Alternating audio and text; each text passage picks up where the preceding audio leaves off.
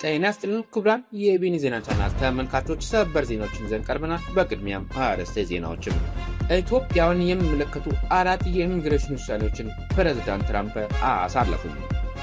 የአሜሪካው ግዙፍ የአውሮፕላን ተሸካሚ መርከብ ጆርጅ ዋሽንግተን መካከለኛው ምስራቅ ደረሰ።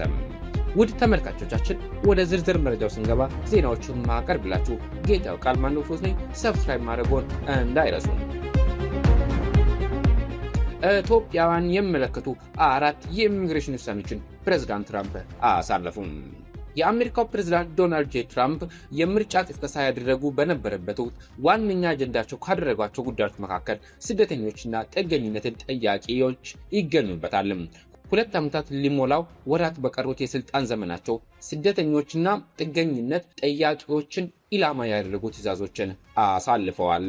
ትራምፕ ያስተላለፉት ውሳኔዎች ስደተኞችና ጥገኝነት ጠያቂዎች የሚያስተናግዱበትን አሰራር ከማጥበቅ አንስቶ ከአሜሪካ ግዛት እስከ ማባረር እንዲሁም የአገሪቱ የስደተኛና ጉምሩክ አቅጣጫ ማጠናከርም ይዳስሳሉ። የኢሚግሬሽን ሕግ አስከባሪ መስሪያ ቤት ባልደረቦች ስደተኞች ላይ የወሰዷቸው የኃይል እርምጃዎች ከሰብአዊ መብት ተሟጋቾች ተቃውሞ ማስነሳታቸው ይታወሳል። የትራምፕ አስተዳደር ወንጀለኛ ናቸው የሚሏቸው ስደተኞች ወደ አፍሪካና ሌሎች አካባቢዎች የማባረር እርምጃዎችም ይጠቀሳል።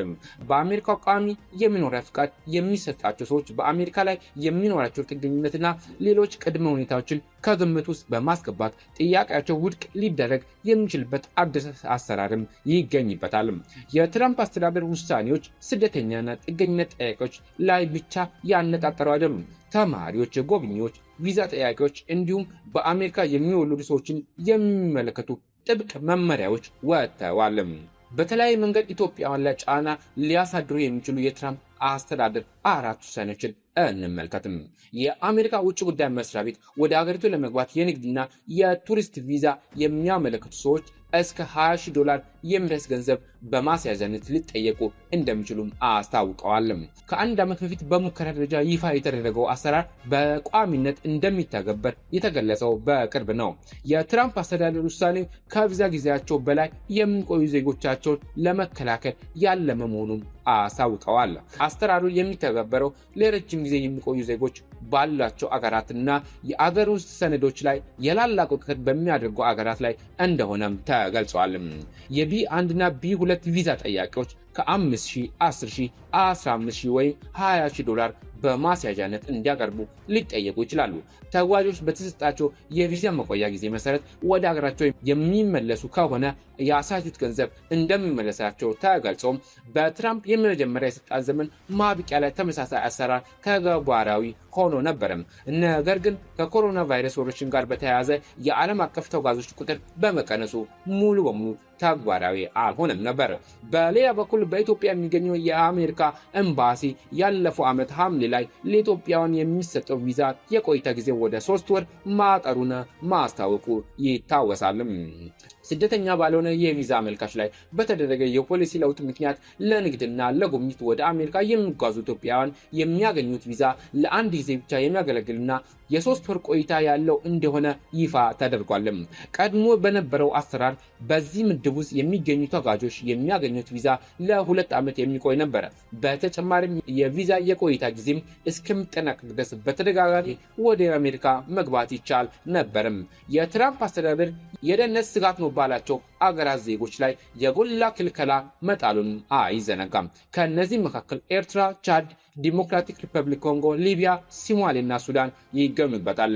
የአሜሪካ የፌዴራል ፍርድ ቤት ከ5,000 በላይ ለሚሆኑ ኢትዮጵያውያን ተሰጥቶ የነበረን የአገሪቱ የመኖሪያና የመስራት መብት ወይም ህጋዊ የክልላ ትራምፕ አስተዳደር እንዲያቆም ፈቅዷል። ጊዜያዊ ጥበቃ የሚሰጥበት አሰራር ቲፒኤስ በተፈጥሮ አደጋዎች፣ በጦርነት ወይም በሌሎች ከባድ ክስተቶች ለተጎዱ አገራት ዜጎች የሚቀርብ ከለላ ነው።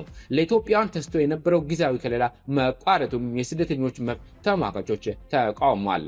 ያለፈው ሰኔ ላይ የአሜሪካ ጠቅላይ ፍርድ ቤት በሺዎች የሚቆጠሩ የአይቲና የሱሪያ ስደተኞች ህጋዊ ከለላ እንዲያቋርጥ መፍቀዱም ይታወሳል። ህጋዊ ከለላ ለመጀመሪያ ጊዜ ለኢትዮጵያ የተሰጠው በቀድሞ ፕሬዝዳንት ጆ ባይደን አስተዳደር ነበር።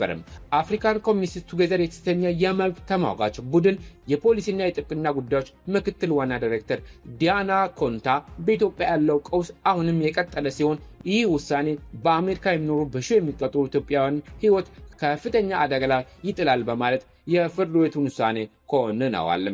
ባለፈው ሰኔ ላይ የአሜሪካ የሀገር ውስጥ ደህንነት ኃላፊ ማርክ ሙለር በአሜሪካ ጊዜያዊ የጥገኝነት ክልል አግኝቶ የሚገኙ የተለያዩ ሀገር ዜጎች ቋሚ የመኖሪያ ፍቃድ ለማግኘት ጥያቄ ማቅረብ ወይም አገሪቱን ለቀው መውጣት እንዳለባቸው ማሳሰባቸው ይታወሳል። ከጦርነት፣ ሰብአዊ ቀውስና የሰብአዊ መብት ጥሰቶች በመሸሽ በአሜሪካ ጊዜያዊ ክልል አግኝቶ የሚኖሩ ሰዎች ከ350 ሺህ በላይ ናቸው። የአሜሪካ የሀገር ውስጥ ደህንነት መስሪያ ቤት ኢትዮጵያውያን ህጋዊ ከለላ እንዲያቋርጥ ባለፈው ታህሳስ ላይ ውሳኔ አሳልፈው ነበረ። በውሳኔው መሰረት በ60 ቀናት ውስጥ አገሪቱን ለቆ እንዲወጡም አዘው ነበረ። ይሁን እንጂ በቦስተን የፌደራል ፍርድ ቤት አቤቱታ በመቅረብ እርምጃው ታግዶ ቆይቷል። አሁን ላይ የቦስተን ዲስትሪክት ፍርድ ቤት ዳኛ ብሪያን ህጋዊ ከለላ እንዲያቋርጡ ይከለክል የነበረውን የመጨረሻ የፍርድ ቤት ውሳኔ ቀልብሰውታል። የአሜሪካ ጠቅላይ ፍርድ ቤት ትራምፕ በመውለድ የሚገኙ ዜግነትን ለማስቀረት ያደረጉትን ሙከራ ውድቅ ቢያደርግም ፕሬዝዳንቱ 2 አዳዲስ ትዕዛዞችን አስተላልፈዋል። ያለፈው ሰኔ ላይ የአሜሪካ ጠቅላይ ፍርድ ቤት በሰጠው ውሳኔ የአሜሪካ ዜግነት ከሌላቸው ሰነድ አልባ ስደተኞች በአሜሪካ የሚወለዱ ልጆች የአሜሪካ ዜግነት የማግኘት መብታቸው ለመቀልበስ የተደረገው ጥረት አግደዋል። ከ9 የጠቅላይ ፍርድ ቤት የዕድሜ ዘመን ዳኞች አብላጫውን ቁጥር የያዙት በመውለድ የሚገኙ የዜግነት መብት እንዲቀለበስ አልፈቀዱም። ትራምፕ ከሳምንታት በፊት ካስተላልፏቸው ትዕዛዞች አንዱ የአሜሪካ ዜጋ ያልሆኑ ሰዎች ልጆቻቸውን ዜግነት እንዲያገኙ የሚያደርገውን አሰራር ትርጓሜ ያሰፋልም። ሁለተኛው ትዕዛዝ ነፍሰ ጡር ሴቶች ወደ አሜሪካ ለጉብኝት ሄደው እዛ በመውለድ ልጆቻቸውን ዜግነት የሚያገኙበት አሰራርን ይመለከታል። 150 ዓመታት ባስቆጠረው ሕግ መሰረት በአሜሪካ የሚኖሩ ሰዎች ዜግነት የማግኘት መብት አላቸው። የትራምፕ አስተዳደር ይህን ለመቀልበስ በተደጋጋሚ ጥረቶችን አድርጓል። ገለልተኛ የጥናት ተቋም የሆነው የኢሚግሬሽን ፖሊሲ ኢንስቲትዩት ባወጣው አሃዝ በየዓመቱ ወደ አሜሪካ ለቱሪዝም ሄደው ከሚወልዱ ነፍሰ ጡሮች የሚወለዱ ልጆች ከ22,000 እስከ 26,000 ይደርሳሉ። ትራምፕ ከአውሮፓውያኑ 2015 ጀምሮ በመወለድ የሚገኙ ዜግነትን ለማስቀረት መሞከራቸውን ቀጥለዋል። የትራምፕ አስተዳደር ለውጭ ሀገራት ተማሪዎች ጥብቅ የቪዛ ደንቦች ለመተግበርም የመጨረሻ ውሳኔ ላይ መድረሱን ያስታውቀው ያለፈው ሐምሌ ላይ ነው። ፖሊሱ የሚተገበረው በቀጣዩ መስከረም አንስቶ እንደሆነም ተገልጿል። ውሳኔው ተማሪዎች ያለ ፌደራል መንግስት ፍቃድ ከ4 ዓመት በላይ በአሜሪካ እንዳይቆዩ ማገድና ሌሎች ጥብቅ እርምጃዎችን ያካትታል። ዩኒቨርሲቲ መለወጥ ወይም ትምህርት ክፍል መቀየር ላይም ገደብን እንደሚጣልም ተገልጿል። እስካሁን ድረስ በነበረው አሰራር ከፍተኛ የትምህርት ተቋማት ቪዛ እንዲራዘም የማድረግ ስልጣን ነበራቸውም። በተጨማሪም ኤፍ1 እና ጄ1 የውጭ ሀገራት ተማሪዎች ቪዛ ያላቸው ሰዎች ትምህርት እስከሚጠናቀቅ ድረስ በአሜሪካ መቆየት ይፈቀድላቸው የነበረ ሲሆን ከዚህ በኋላ ግን የተማሪዎቹ የቆይታ ጊዜ ላይም ገደብ የሚጣልም ይሆናል። አዲሱ ፖሊሲ ተማሪዎች ከተመረቁ በኋላ በ30 ቀን ውስጥ ከአሜሪካ መውጣት አለባቸው። ሌላው አማራጭ የቪዛ አይነት መቀየር ሲሆን ይህም 60 ተጨማሪ ቀናት ለማግኘት ይረዳል። የዓለም አቀፍ የመምህራን ማህበር ውሳኔ የተዛባና አላስፈላጊ ሲሉም ኮንነውታል። የአሜሪካው ግዙፍ የአውሮፕላን ተሸካሚ መርከብ ጆርጅ ዋሽንግተን መካከለኛው ምስራቅ ደረሰም። አብርሃም ሊንከን እንደሚተካ የሚጠበቀው የዩኤስኤስ ጆርጅ ዋሽንግተን የተሰኘው ግዙፍ አውሮፕላን ተሸካሚ መርከብ ረቡዕ ዕለት መካከለኛው ምስራቅ መድረሱን የአሜሪካ ጦር ማዕከላዊ ዕዝ ሴንትኮም አስታወቀም። ሴንትኮም በማህበራዊ ሚዲያ ገጹ ላይ ጆርጅ ዋሽንግተንና ሌሎች ጥቃት ፈጻሚ መርከቦች ትላንትና ወደ ሴንትኮም ማዘዣ ከደረሱ በኋላ በመካከለኛው ምስራቅ በተያዘለት ጊዜ ውስጥ እንቅስቃሴውን ጀምሯል ሲሉም አስታውቋል። ሴንትኮም የአውሮፕላን ተሸካሚ መርከብ በአረብ ባህር ላይ ሲያቋርጥ የሚያሳይ ፎቶ አጋርቷል። መርከቦቹ ቦታ የተቀያየሩት አብርሃም ሊንከን የተሰኘው መርከብ ከኢራን ጦር ጋር በተያያዘ ረዘም ላለ ጊዜ በአካባቢው በመቆየቱ የባህር አባላቱ ከፍተኛ የአእምሮ ጤናና የአቅርቦት ችግር ካጋጠማቸው በኋላ ነው። የዲሞክራቲክ ሴናተር ሪቻርድ ብሉሜንታል ለመከላከያ ሚኒስትር ፒኬ ኤግዚስት እና ለዋና የባህር ኃይል አዛዥ ኩንግ ኮኦ የጦር መርከበኞችና ወታደሮቹን በአካባቢው ለረጅም ጊዜ ማቆየት ያስፈለገበት ምክንያት በሚመለከት ማብራሪያ እንዲሰጡ በደብዳቤ ጠይቀዋል። ብሉሜንታል የአቅርቦት እጥረት፣ የውሃ ብክለት፣ የቧንቧ ችግር፣ የአእምሮ ጤና፣ የደህንነት ስጋቶችና ከወዳጅ ዘመዶች የሚላኩ ጥቅሎች በጊዜው ውስጥ በመዘግየታቸው ዋና ዋና የፖስታ መልእክቶች መስተጓጎል እንደገጠማቸውም ዘርዝረዋል። የአሜሪካ ባለስልጣናት ግን ሪፖርቶቹ ተጋነዋል በማለት በአውሮፕላን ተሸካሚዎቹ ላይ አለ ተብሎ የቀረበውን የአስተዳደርና የአቅርቦት ችግር ውድቅ አድርገዋል።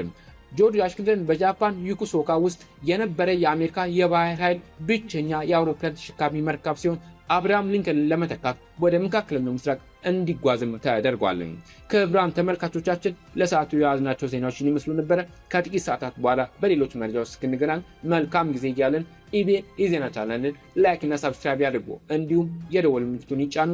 አስተያየቱን በኮሜንት ሴክሽን ላይ ያስቀምጡልን።